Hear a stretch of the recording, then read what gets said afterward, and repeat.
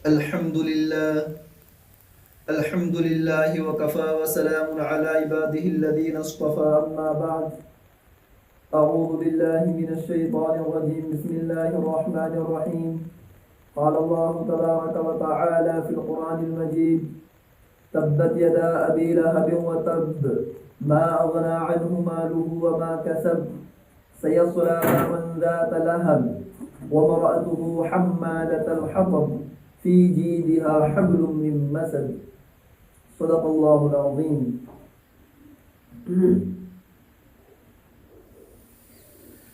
میرے محترم بزرگوں، دوستوں اور عزیزوں، سورہ لہب کی تفسیر چل رہی تھی اور سورہ لہب کی تفسیر کے اندر ہمارے سامنے تذکرہ آیا ابو لہب کی ہلاکت و بربادی کا.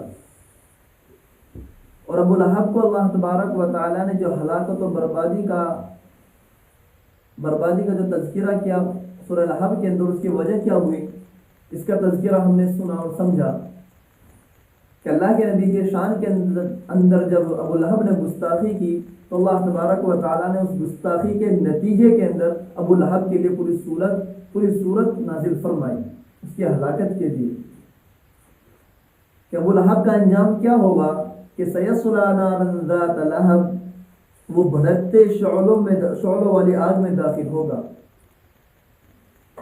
اس کے داخل ہونے کی وجہ ہمارے سامنے موجود ہے کہ جس طریقے سے ابو لہب بھڑکتے ہوئے شعلوں والی آگ کے اندر داخل ہوگا، اسی طریقے سے اس کی بیوی ام جمیل جس کا نام تھا وہ بھی بھڑکتے ہوئے آگ کے شعلوں میں داخل ہوگی. کہ ام جمیل چونکہ ابو لہب کی بیوی کہلاتی تھی اور محمد رسول اللہ صلی اللہ علیہ وسلم سے دشمنی میں اپنے شوہر کے ساتھ برابر کی شریک تھی، کہ وہ لکڑیاں ڈھوا کرتی تھی اور محمد رسول اللہ صلی اللہ علیہ وسلم کے راستوں کے اندر راستوں کے اندر کانٹے بچھا دیا کرتی تھی. ہر طرح سے آپ صلی اللہ علیہ وسلم کو وہ ستایا کرتی تھی. اسی لیے اللہ تعالیٰ نے تذکرہ کیا اس کی بیوی کا، وَامْرَأَتُهُ، اور اس کی بیوی بھی جہنم میں جائے گی. حمالۃ الحطب، جو کہ لکڑیاں ڈھوتی ہوئی ہے، اس کی بیوی لکڑیاں ڈھوتی ہوئی ہے.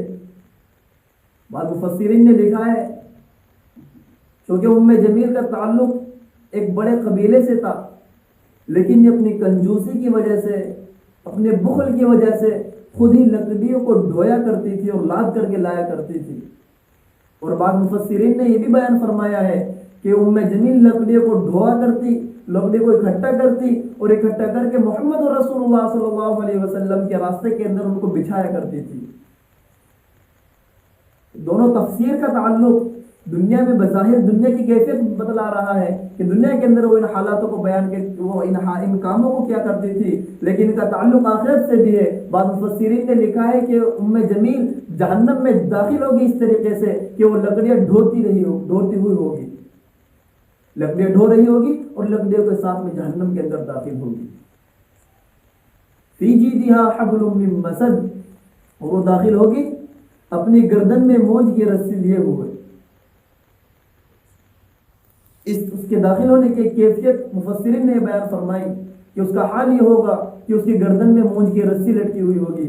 اس لیے کہ ام جمیل جب لکڑیوں کو اکٹھا کرتی، لکڑیوں کو ڈھوا کرتی تھی، ان کو جمع کرتی تھی، تو مونج کی رسی سے اس کو باندھ کر کے اپنے گلے کے اندر اس کو ڈال دیا کرتی تھی. اور یہ دنیاوی کیفیت بیان فرمائی. اور بعض مفسرین نے بیان فرمایا ہے کہ اس کی یہ حالت ایسی ہوگی کہ جب یہ جہنم کے اندر جائے گی تو مونج کی رسی کا توق اس کی گردن کے اندر ڈلا ہوا ہوگا، ڈال کر کے اللہ اس کو جہنم کے اندر پہنچائیں گے. یہ دو کیفیت مفسرین نے بیان فرمائی ہے کہ دنیا کی کیفیت بھی بیان فرمائی کہ دنیا کے اندر اس کا حال کیا ہے کہ وہ لکڑیوں کو اکٹھا کرتی ہے اور مونج کی رسی سے اس کو باندھ کر کے اپنے گلے کے اندر ڈالتی ہے. اور یہی کیفیت اس کی آخرت میں جہنم کے اندر جانے کی ہے کہ جب وہ جہنم کے اندر داخل ہوگی، جہنم کے اندر جب وہ جائے گی تو اس کے ساتھ میں یہ معاملہ کیا جائے گا کہ مونج کی رسی اس کے گردن کے اندر توق کے طور پر ڈال دی جائے گی اور اس کو جہنم کے اندر پھینک دیا جائے گا. یہ حالات کیوں پیش آئے؟ یہ حالات اس لیے پیش آئے کہ اللہ کے نبی کے شان کے اندر گستاخی کی. ابو لہب نے گستاخی کی، اللہ تعالیٰ نے اس کی ہلاکت کا وعدہ، ہلاکت کا تذکرہ قرآن کریم کے اندر فرما دیا.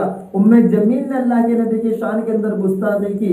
جب اللہ کے نبی صلی اللہ علیہ وسلم اور ابو بکر صدیق رضی اللہ تعالیٰ عنہ بیت اللہ کے اندر بیٹھے ہوئے تھے. جمیل آئی اور ابو بکر نے فرمایا اللہ کے نبی سے کہ اللہ کے نبی جمیل آ رہی ہے, اس کے تیور اچھے معلوم نہیں ہوتے, کہیں وہ آپ کی شان کے اندر گستاخی نہ کرے, کہیں وہ آپ کو برا بلا نہ کہے.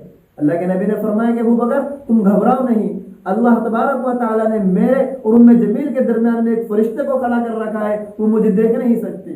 جمیل ابو بکر کے پاس میں اور کہنے لگی کہ کہاں ہے تمہارے ساتھی محمد, کہاں ہے وہ؟ اور اللہ کے نبی کی شان کے اندر گستاخانہ الفاظ استعمال کیے.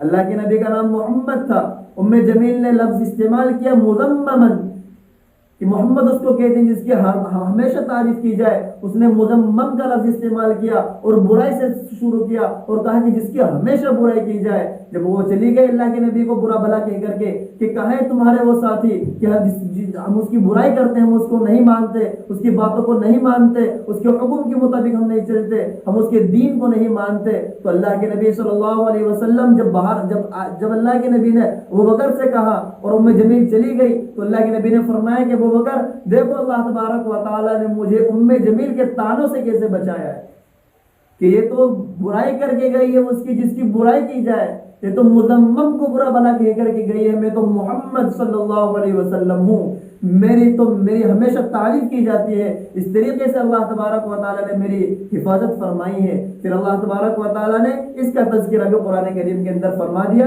کہ جیسے بولا ہلاک ہوگا اسی طریقے سے جمیل اس کی بیوی بھی ہلاک و برباد ہوئی.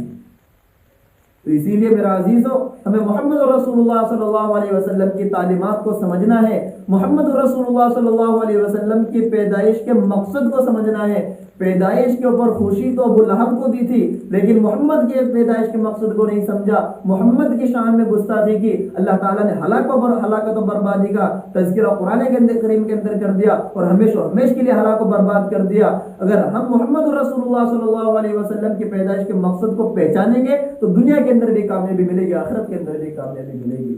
اسی لیے ہم اللہ کے نبی کے پیدائش کو مقصد کو سمجھے کہ اللہ کے نبی کے پیدائش کا مقصد کیا ہے, اللہ کے نبی کو کیوں بھیجا گیا ہے, اور ہم اللہ کے نبی صلی اللہ علیہ وسلم کے طریقے کے مطابق زندگی گزاریں. اس لیے کوشش ہو کہ ہم محمد رسول اللہ صلی اللہ علیہ وسلم کے طریقے کے مطابق زندگی گزارے, آپ کی سنتوں کے اوپر عمل کرے, آپ کی گستاخی, آپ کی شان کے اندر گستاخانہ الفاظ سے ہم اپنے آپ کو بچائے, آپ کی شان کے اندر برے بھرے الفاظ سے ہم آپ کو بچائے, آپ کی شان کا اور آپ صلی اللہ علیہ وسلم کی نبوت اور رسالت کے مضبوطی سے پکڑے اور اس کے مقصد کو پہچانے, اور آپ کی شان کا اور آپ کی تقدس کا ہمیشہ حال کے اندر دفاع کرتے رہیں. اللہ تبارک و تعالی ہم سب کو عمل کرنے کی توفیق عطا فرمائے. اللہ تبارک و تعالی گستاخی سے ہم سب کی حفاظت فرمائے, اور آپ صلی اللہ علیہ وسلم سے محبت ہمارا